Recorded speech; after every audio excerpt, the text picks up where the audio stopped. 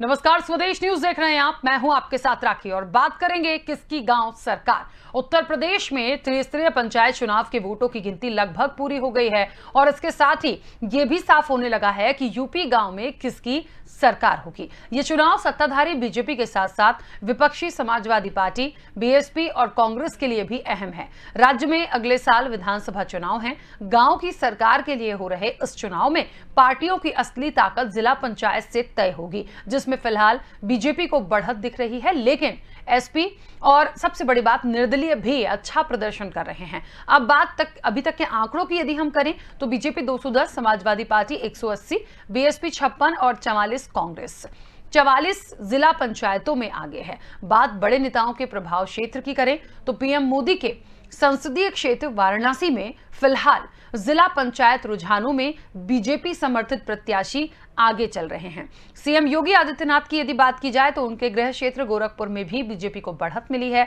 Samajwadi party के अध्यक्ष और यूपी के पूर्व सीएम अखिलेश यादव के निर्वाचन क्षेत्र आजमगढ़ में जिला पंचायत की 54 सीटें हैं। यहां 40 जिला पंचायत सीटों पर एसपी को बढ़त मिली है। केंद्रीय मंत्री स्मृति ईरानी के लोकसभा क्षेत्र अमेठी में बीजेपी आगे चल रही है। बाकी विस्तार से पूरी हम आपको जानकारी भी देंगे, तमाम लोगों से बात करेंगे, लेकिन सबसे बड़ी बात यही है कि अब अगले साल जो विधानसभा चुनाव होने हैं उससे पहले ये गांव सरकार के जो आंकड़े और नतीजे आ रहे हैं ये कितना प्रभाव डालेंगे और कितना बदलाव लाएंगे, ये वाकई देखना दिलचस्प होगा। किसकी गांव सरकार? यूपी पंचायत चुनाव में किसका जोर चलेगा? गांव की सरकार में किसका दम दिखेगा? विधानसभा चुनाव की रिहर्सल है क्या ये चुनाव? ये बिल्कुल कहना गलत नहीं होगा। यूपी जिला पंचायत चुनाव में दिलचस्प जंग देखने को मिल रही है। योगी आदित्यनाथ के गृह क्षेत्र की बात करें या फिर पीएम मोदी के गृह क्षेत्र की बात करें, तमाम जगह बीजेपी को बढ़त मिली है, बीजेपी आगे चल रही है। और ये जो नतीजे आएंगे ये निश्चित तौर पर ये बयां करेंगे कि आखिरकार अगले साल जो यूपी चुनाव, विधानसभा चुनाव होना है, क्या उसे इसकी ये रिहर्सल ही माना जाए, क्योंकि बहुत सारी स्थितियां साफ हो जाती हैं और ये भी साफ हो जाता है कि आखिर किसका कितना जोर है।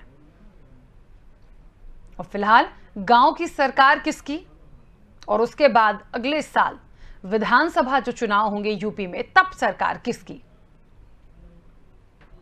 ये देखना वाकई दिलचस्प होगा। यूपी जिला पंचायत चुनाव में दिलचस्प जंग देखने को मिल रही है। त्रिस्तरीय पंचायत चुनाव के जो नतीजे आ रहे हैं लगातार वो अच्छे आंकड़े हैं।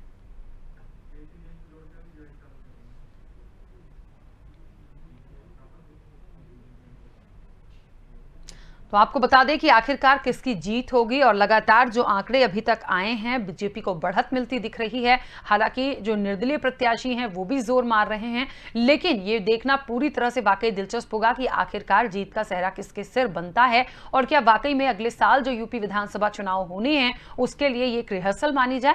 हम विस्तार से बात करेंगे, कई मेहमान जुड़े हैं। सबसे पहले आपका परिचय करा दें। बीजेपी का पक्ष रखने के लिए केसी जैन जी हमारे साथ जुड़े हैं। केसी जैन जी, बहुत स्वागत चर्चा में शामिल होने के लिए। और सवाल बस यही होगा कि त्रिस्तरीय पंचायत चुनाव के जो नतीजे आ रहे हैं बीजेपी को बढ़त मिलती दिख रही है, क्या माहौल और चल रहा है और क्या लगता है कितना गेन कर पाएंगे? देखिए, उत्तर प्रदेश में जो चुनाव हुए हैं और इस बार भारतीय जनता पार्टी ने जो त्रिस्तरीय चुनाव जिला पंचायत के खास करके जो प्रत्याशी रहे हैं उनको अपनी तरफ से समर्थित प्रत्याशी जिन लोगों को बनाया है और इस तरीके से पार्टी के समर्थित जो भी कैंडिडेट रहे उनकी लगातार जो चुनाव में रिजल्ट टाइम टू टाइम आ रहे हैं वो दर्शा रहे हैं कि भारतीय जनता पार्टी की लगातार बढ़त हो रही है। 75 जिलों में लगभग सभी सीटों पे भारतीय जनता पार्टी ने अपने जो डीडीसी प्रत्याशी थे उनको खड़ा किया है और जो जिला पंचायत के 75 जिलों में लगभग 75,855 जिला पंचायत सदस्य होंगे और इनमें हर जगह पे अपने सदस्यों को खड़ा किया है और लगातार लगभग 70 से 80% उम्मीद है हम लोगों को कि 80% जो है हमारे कैंडिडेट जीत करके आए। बिल्कुल।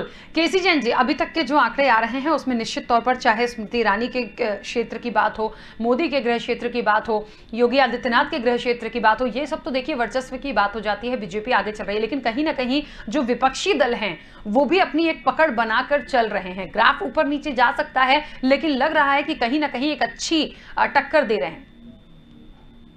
देखिए, इससे कोई बहुत ज्यादा फर्क नहीं पड़ना है। और इस बार भारतीय जनता पार्टी वैसे सामान्यतः जिला पंचायत के चुनाव में अपने प्रत्याशी नहीं लड़ाती थी, लेकिन इस बार तो तीसरी चुनाव हुए हैं और इसमें कोई सिंबल नहीं होता है, पार्टी का सिंबल नहीं होता है। इसमें तीसरी चुनावों में अलग से एक समर्थन मात्र होता है।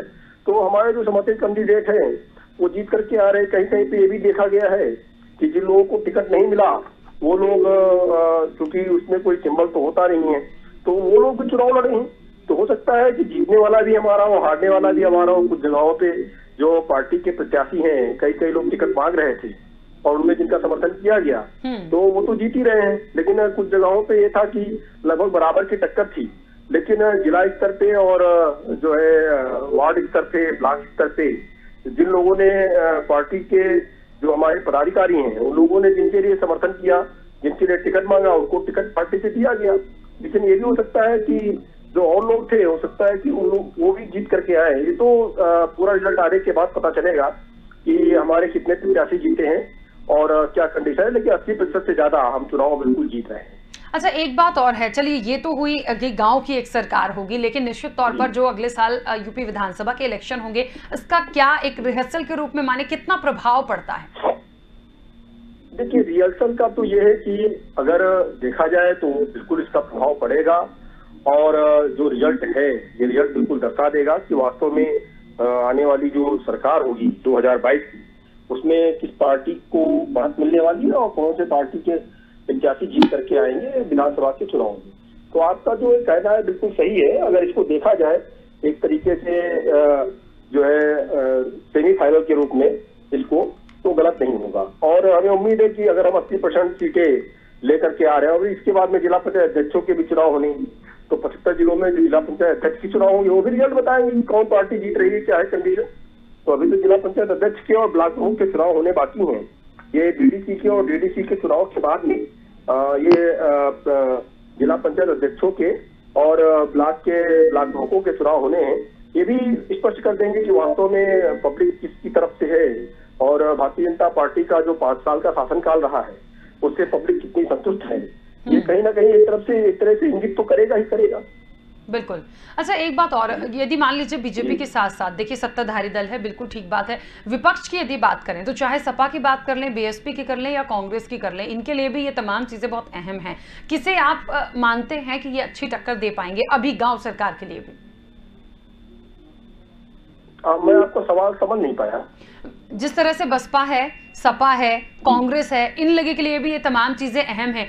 इनमें से कौन कांटे की टक्कर दे रहा है बीजेपी को? आपको लगता है कि इनमें से कौन सा ऐसा राजनीतिक दल है जो अच्छी टक्कर दे पाएगा?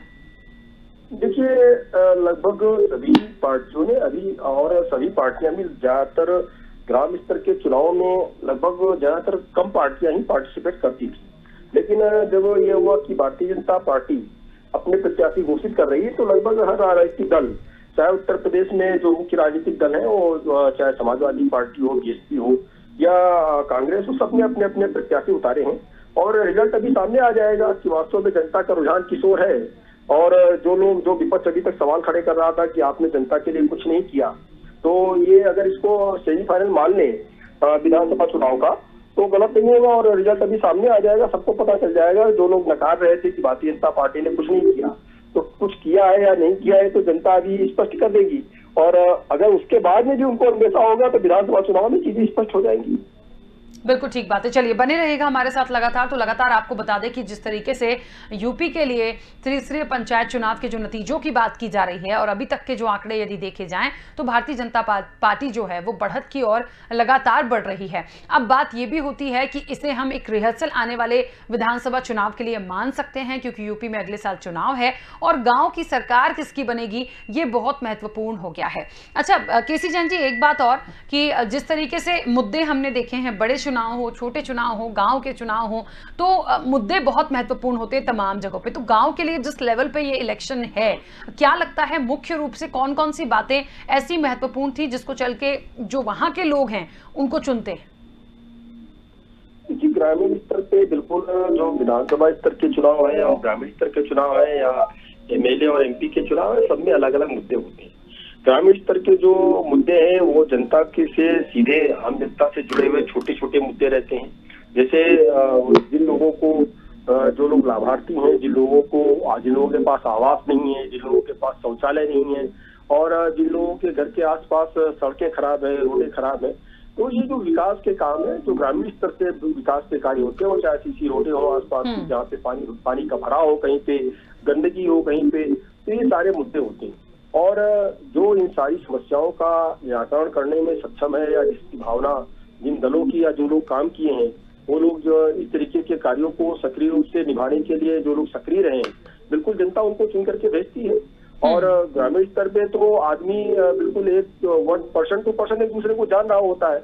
तो ऐसे में किस व्यक्ति का क्या स्वभाव है, क्या नेचर है, किस तरीके से वो काम करेगा, ये सारी चीजें बिल्कुल प्रभावित करती हैं। और साथ ही साथ जब पार्टी का सिंबल मिल जाता है तो पार्टी की विचारधारा भी वहाँ बहुत ज्यादा प्रभावित करती है कि वास्तव में किस तरीके से साफ सुथरे ढंग से अगर भारतीय जनता पार्टी ने काम किया है तो बिल्कुल उसका जो कैंडिडेट जीत करके आएगा वो भी उसी तरीके से काम करेगा। अगर काम नहीं करेगा तो भारतीय जनता पार्टी उसको दोबारा ना टिकट देगी ना उसको आगे बढ़ाएगी। तो इन सारी चीजों को ध्यान में रख करके भी जनता ने भारतीय जनता पार्टी के कैंडिडेट को वोट दिया है और हमें उम्मीद है कि 70 से 80% जो हमारे कैंडिडेट है वो जीत करके बिल्कुल आएंगे। चलिए वापस आती हूं आपके पास। इस पूरी चर्चा में हमारे साथ कांग्रेस के प्रवक्ता अभिषेक वाजपेयी जी और सपा के पूर्व एमएलसी शशांक यादव जी भी जुड़े हुए हैं। आप दोनों का भी बहुत स्वागत चर्चा में शामिल होने के लिए। शशांक जी, सबसे पहले अब आप ही के पास आ रही हूं यहाँ पर। क्या लगता है जो अभी गांव की सरकार बनाने की तैयारियां हो रही हैं, अभी तक सबके गृह क्षेत्रों की भी हमने बात कर ली, आपने सुना ही होगा केसी जैन जी को भी, तो बीजेपी बढ़त लेकर चल रही है, लेकिन निश्चित तौर पर विपक्ष की जो भूमिका है वो भी अहम मानी जा रही है। क्या लगता है ऐसी कौन सी प्रमुख बातें हैं जिसके चलते चाहे सपा हो, सपा को ही मैं, क्योंकि आप सपा का पक्ष रख रहे हैं, तो आपको लगता है कि सपा को चुना जाएगा? मैं क्लियर कर दूं, मैं पूर्व एमएलसी नहीं हूं, मैं मौजूदा एमएलसी हूं। इसको पूर्व को जरा क्लियर कर लीजिए जो आपने बार बार लिख के आ रहा है कि जी बिल्कुल। हाँ चलिए, मेरे पास भी नहीं था, मैंने भी वो देख करके बोला है। बिल्कुल हम ठीक है, तो ठीक कर लीजिए। मेरा टेक्निकल टीम से रिक्वेस्ट है, प्लीज वहां से पूर्व हटाइए। और दूसरा ये मैं कहना चाह रहा था कि समाजवादी पार्टी के, क्योंकि हमारी देहात बेस्ड पार्टी है, अब लखीमपुर खीरी जहाँ को मैं प्लान करता हूँ, यहाँ पर मेरी अभी तक की जो बिना घोषित किए हुए जो रिजल्ट जो निकल के आ रहे हैं, तो भारतीय जनता पार्टी का जो लगभग तय था कि जिसको वो अध्यक्ष का चुनाव लड़ाएंगे, वो चुनाव को समाजवादी पार्टी के एक साधारण कार्यकर्ता ने करीब 4,500 वोटों से हरा दिया है। 17-18 सीटें मैं अपनी जान रहा हूँ, जबकि हमने कोई इसमें बहुत ज्यादा फोकस नहीं किया था, ईमानदारी की बात है।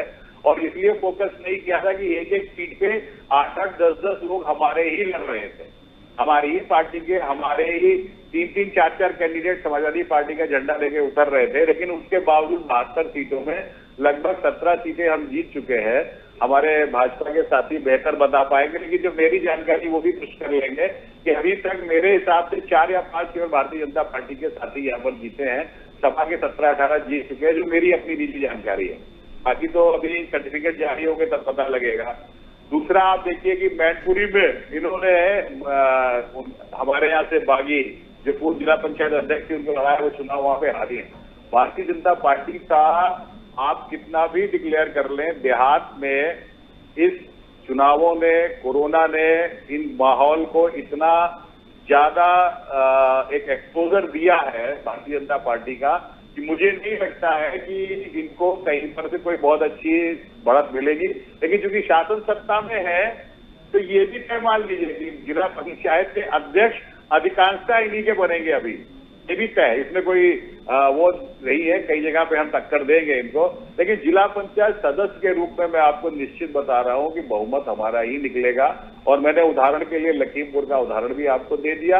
और लेकिन जो एक चीज आपके चैनल के माध्यम से मैं जरूर कहना चाहूंगा राखी जी, कि मतगणना के समय में जिस तरीके से एक आपाधापी मची है, 18 20 हजार कैंडिडेट से जिला ग्राम पंचायत सदस्य तक को लगा के लखीमपुर के, अब ये इवनली प्रसाद लेके सबके सब गांव में जा रहे हैं।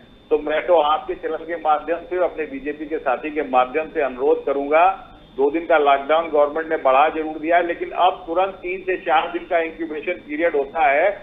6-7 तारीख में मुझे एक आशंका है कि क्योंकि तमाम लोग बीमार पड़े हैं, तमाम साथियों की बात आ रही है, उन्हें बुखार फील हो रहा है, तो मुझे लग रहा है कि गवर्नमेंट, चुनाव तो अपनी जगह पे होते रहेंगे, पहले जान बचाने की कोशिश की जाए, उन लोगों पर ध्यान दिया जाए, ये मेरा अनुरोध है, और जीतेंगे हम ही। बिल्कुल ठीक है। चलिए अभिषेक जी के पास आएंगे। अभिषेक जी, क्या लगता है कितनी सीटें आ जाएंगी, या मुझे लगता है ये कहना चाहिए कितने लोग आपके आ जाएंगे और कितना टक्कर दे पाएंगे? क्योंकि अभी तक की जो तस्वीरें हैं बिल्कुल साफ नहीं है। बीजेपी को बढ़त जरूर है, लेकिन उससे नहीं होता, पूरा आकलन होता है नतीजों के बाद। लेकिन आपको या आपके लोगों, आपसे जुड़े हुए लोगों को क्यों चुना जाए? आपकी बातों को से बिल्कुल सहमत हूँ कि चुनाव के नतीजे अभी पूरी तरीके से आए नहीं है, स्पष्ट चीजें, पिक्चर क्लियर नहीं है। लेकिन जो कल रात तक की जो मेरे पास अपने प्रत्याशियों की थी, तकरीबन उसमें से 35 लोग जीत चुके थे जो मेरे अपने जानकारी में थे। नंबर 1 बात। नंबर दूसरी चीज, जैसा कि अभी केसी जैन जी ने बोला कि 80% सीट जीत रहे हैं, तो ये उनका ऐसा भ्रम है। इसी तरीके से ये पश्चिम बंगाल में भी ये पूरी बहुमत सरकार बना रहे थे, और ये जाकर के पूरा इनके पूरे पदाधिकारी और बड़े बड़े कार्यकर्ता जाकर के वहां पे मौजूदा समय में मुख्यमंत्री योगी आदित्यनाथ जी कितनी सारी रैली करके भी ना जिता पाए वहां पे दीदी को। खैर वो अलग मसला है। लेकिन सबसे बड़ी चीज देखने वाली बात ये होगी कि इन जगह के चुनाव के जो रिजल्ट हैं वो जब तक आ नहीं पाएंगे तब तक वो स्थिति क्लियर नहीं हो पाएगी। नंबर 1 बात। नंबर दूसरी चीज, अब भारतीय जनता पार्टी को यह समझ जाना पड़ेगा कि विपक्ष एकजुट हो चुका है और आने वाले समय में इसका खामियाजा इनको भुगतना पड़ेगा। ये तानाशाहों की सरकार ये नहीं चला पाएंगे। इनको प्राथमिकता के तौर पे अब ये देखना पड़ेगा कि जो हमारे पास बचा हुआ समय है इसमें जनता के लिए हम क्या कर सकते हैं, कैसे। अब आप उदाहरण के तौर पे देखिए कि मुख्यमंत्री योगी आदित्यनाथ जी बोलते हैं कहीं तो ऑक्सीजन सिलेंडर्स की या ऑक्सीजन की कमी नहीं है, लेकिन आज भी लोग ऑक्सीजन के लिए तरस रहे हैं। ऑक्सीजन की वजह से लोग मृत्यु को गले लगा रहे हैं। ये सबसे बड़ा प्रश्न चिन्ह है। आप झांसी में देखिए, ये लखनऊ के मेडिकल कॉलेज में देखिए, वेंटिलेटर वाले बेड पड़े हुए हैं, लेकिन उसमें वेंटिलेटर का यूज नहीं कराया गया। आखिर क्यों? आप ही के चैनल के माध्यम से और कई चैनलों के माध्यम से मैंने ये जानकारी भी ली और वहां पे बात भी की, तो पता चला झांसी में पत्रकार भाई धरने पे बैठ गए कि जो वहां पे 50 से 60 बेड जो वेंटिलेटर के पड़े हुए हैं, आखिर उनको क्यों नहीं चालू कराया जा सका है। ये सबसे बड़ी बात है। ये अलग अलग मुद्दे देखिए, जीते कोई भी, चाहे कांग्रेस जीते, चाहे भारतीय जनता पार्टी जीते, चाहे सपा जीते, चाहे कोई भी जीते, लेकिन इसमें हारी देश की जनता है, हार गई देश की जनता। इसके लिए हम सब लोगों को जिम्मेदारी लेते हुए सरुसार होना पड़ रहा है। लेकिन बड़ी प्राथमिकता के तौर पर मैं इस बात को जिम्मेदारी के साथ कहता हूं कि कांग्रेस पार्टी ने, बाकी सारी विपक्ष के लोगों ने अपनी जिम्मेदारी को निभाते हुए आगे बढ़ी और जनता के लिए आगे प्रयासरत है कि कैसे काम किया जाए। लेकिन ये सत्ताधारी लोग अपनी सत्ता को पाने के लिए इनकी ऐसी भूख रहती है कि वो जनता के ऊपर कोई भी जनता के लिए कुछ भी काम नहीं कर पाते हैं। ठीक है, कुछ कह रहे हैं केसी जैन जी? क्या पुराने समय को देख लीजिए। राखी जी, देखिए पहली बात तो ये अभिषेक जी क्या कर सकते हैं। हम लोग कोविड जैसी समस्या पे बहुत बार डिबेट कर चुके हैं और आगे भी हम लोग करते रहे। आज चुनाव पे डिबेट हो रही है। दूसरी बात ये कि अगर ये सवाल कर रहे हैं कि आपने कोविड जैसी महामारी में आपने जो जनता को जो सहूलतें होनी चाहिए वो आपने नहीं उपलब्ध कराई, तो उससे ज्यादा प्रश्न इनके ऊपर खड़ा होता है। महाराष्ट्र में इतने ज्यादा केसेस कैसे बढ़ गए, आप क्या उस कंट्रोल के लिए वहां पे आपकी सरकार है। साथ ही साथ दिल्ली में आम आदमी पार्टी की सरकार, आप कह रहे विपक्ष पूरा एक है, आप उनके साथ से हाथ मिला करके काम कर रहे हैं। अभी तक वो एक भी प्लांट नहीं लगा पाया। क्यों नहीं लगा पाया? ऑक्सीजन का एक भी प्लांट आप ताक रहे हैं, जबकि दिल्ली को भी ऑक्सीजन सप्लाई लगातार की जा रही है। तो देखिए पूरे देश की जनता हमारी जनता है, केंद्र में हमारी सरकार है, बिल्कुल सही बात है। लेकिन जो जिसकी जिम्मेदारी है, जिम्मेदारियों को अगर बांटा गया, अपनी अपनी जिम्मेदारियों का निर्वाह नहीं करेंगे और सारा की सारा बोझ आप एक व्यक्ति के ऊपर डाल देंगे तो ऐसे नहीं चलेगा। आपके पास जो संसाधन है, आपको जो समय मिला है, आपको भी काम करना चाहिए था। ठीक है, महाराष्ट्र में आपको काम करना चाहिए था। मेरा एक रिक्वेस्ट है, प्लीज गांव सरकार पर बात कर लीजिए। ठीक है, लेकिन आज जो विषय है, हम लोग इसीलिए हम कह रहे थे कि विषय के रहिए, विचार मत करिए, नहीं तो समय पूरा उसी में चला जाएगा। देखिए, आप ये भी कह रहे थे जब उपचुनाव थे 8 सीटों में उत्तर प्रदेश में, तब भी आप कह रहे थे कि अब 8 की 8 सीटें जीत रहे हैं और ये लिटमस टेस्ट है। उसके बाद क्या हुआ? आप तो 8 की 8 सीटें हार गए। आप उपचुनाव में अभी जल्दी ही 8 की 8 सीटें हार गए उत्तर प्रदेश में।